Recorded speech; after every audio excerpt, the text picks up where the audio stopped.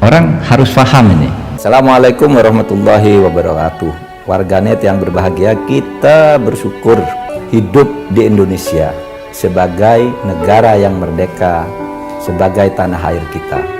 Mari cintai tanah air kita ini agar kita bisa melaksanakan perintah Allah dengan sebaik-baiknya. Dengan tingkat kepuasan yang akan sampai 82,2%, banyak yang meyakini, analis politik satu suara mengatakan bahwa Jokowi adalah Kingmaker 2024. Kira-kira apa yang paling penting yang harus dikultuskan nih kepada para pemilih perempuan terhadap kesempatan ini? Silakan, pertama ke Shirley dulu. Ini menarik Mbak Balkis, karena mungkin saya sedikit saja tadi menanggapi poin dari Mbak Asfi yang saya pikir sangat bagus. Tadi saya sempat berdiskusi dengan teman-teman karena hukum sebab akibat hulu dan hilir itu menjadi satu poin yang menurut saya menarik untuk mengedukasi kita semua, khususnya perempuan Indonesia, dari perspektif yang tadi ternyata ada 3 menurut Mbak Feni Rose. Kita mau melihat dari sudut pandang ekonomi kah, mau dari sudut pandang hukum kah, misalnya utangnya terus menaik dengan segala permasalahannya, kemudian hukum, integritas, korupsi misalnya Mbak, sosial, pendidikan, kesehatan,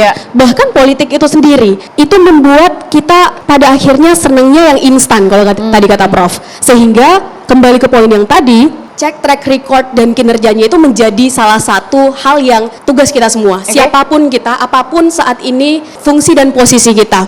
Artinya apakah selama ini pro rakyat dan sudut pandangnya berpihak pada perempuan. Dan dalam hal ini pro rakyat dan pro rakyat ini bisa kita bedakan 2. Artinya punya kebijakan pro rakyat dan punya penampilan merakyat, ini kan 2 hal. Punya penampilan merakyat ini belum tentu punya kebijakan yang pro rakyat. Demikian pula sebaliknya, dia yang punya penampilan perlente, klinis misalnya, belum tentu juga punya kebijakan yang tidak pro rakyat. Demikian juga konteksnya dengan perempuan.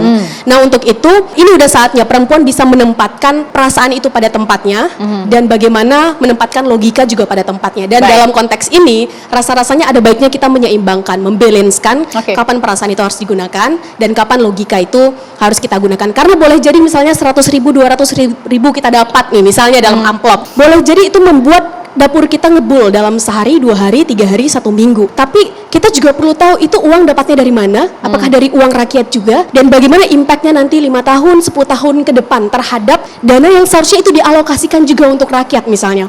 Mari kita cek sudut pandangnya terhadap perempuan. Karena kenapa ini menjadi menarik? Karena begini, salah satunya kan sekarang eranya digital. Kita sama-sama bisa melihat, kalau misalnya kita mau buka, ketika bicara misalnya 3 calon yang tadi kita sempat diskusikan, Pak Anies, maka yang umumnya sering dibicarakan politik identitas.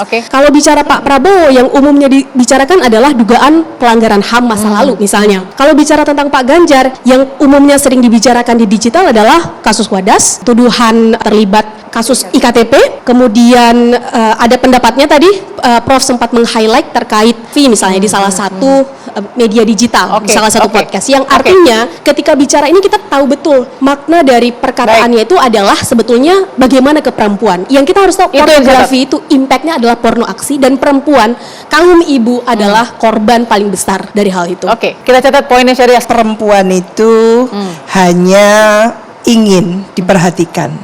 Perempuan itu jangan dibohongi. Tolong kalau janji ditepati. Maka perempuan tidak peduli siapa itu calon, tapi dia peduli apa sebetulnya kepedulian dari calon itu terhadap kaum perempuan. Itu. Jadi penting sekali. Iya. Jadi kalau para calon, wahai para calon, ya, siapapun yang mencalonkan presiden untuk pemilu 2024, maka jangan lagi perempuan ini dibohongi. Harus betul-betul diberikan janji yang janji tadi harus ditepati. Mudah-mudahan akan didukung. Saya hanya himbauan buat teman-teman semua, terutama perempuan, tahu bahwa kita punya jumlah dan suara yang cukup besar.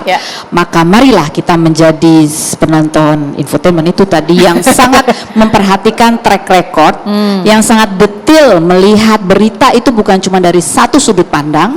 Dan kalau mau mendengar pendapat itu juga jangan hanya mendengar pendapat dari satu kubu. Jadi kita itu harus kita sendiri berdaya untuk berpikir dan memutuskan berdasarkan penilaian kita. Gak usah dengar katanya, kata ini, tapi kita sendiri yang harus proaktif. Kalau kita berharap jangan bohong ya gitu, udahlah gitu. Kita bisa mengatur diri kita mau jadi orang yang terus-terusan dibohongi dan dimanfaatkan, atau kita mau memberdayakan diri kita. Kita harus berdayakan diri kita perempuan. Saya mau nambahin tadi, kalau 100.000, kalau kita bagi dalam 5 tahun, maka sebulan kita dapat Rp1.600. Itu sebulan loh, 30 hari. Jadi satu hari kita dapat apa? Artinya kalau ada calon yang nawarin duit, justru kita jangan pilih dia, karena dia pasti akan melakukan sesuatu hal agar uangnya kembali. Betul. Dan dia artinya ketika baru mau duduk aja udah dengan cara yang tidak jujur. Apa yang bisa kita harapkan dari orang seperti ini? Yang kedua, saya setuju sekali rekam jejak, lihat apakah dia ada soal pelanggaran HAM, Ya. apakah pelanggaran HAM ini juga tidak hanya soal bunuh-bunuhan gitu ya, Ya. tapi juga menggusur orang dan lain. Dan sebetulnya yang kan gini, ngapain sih kita pilih presiden? Karena kita punya negara. Kalau kita nggak punya negara, kita nggak punya presiden kan? Kenapa kita bernegara? Itu ada tuh kata zaman SD, saya ingat dibilang kita merdeka, supaya kita merdeka. Kita harusnya punya presiden sehingga kita bisa merdeka bicara, merdeka bisa sekolah, merdeka punya rumah atau tidak. Dan karena itu perempuan harus mikir, mereka selama ini udah merdeka gak mendapatkan akses kesehatan kalau dia sakit? Kalau itu belum ada, artinya pemilu selama ini gagal semua, tidak berhasil menempatkan pemimpin untuk memerdekakan perempuan dan juga memerdekakan seluruh rakyat Indonesia. Peta politik Pilpres 2024 gonjang-ganjing lagi nih. Ya gimana ya? Jadi usai PDIP deklarasiin Ganjar Pranowo jadi capresnya beberapa waktu lalu, tentu aja jadi ngerombak poros-poros koalisi yang udah kelihatan nih. Kalau dilihat-lihat kayaknya bakalan ada 4 capres yang bakalan maju. Wah seru nih, siapa aja ya?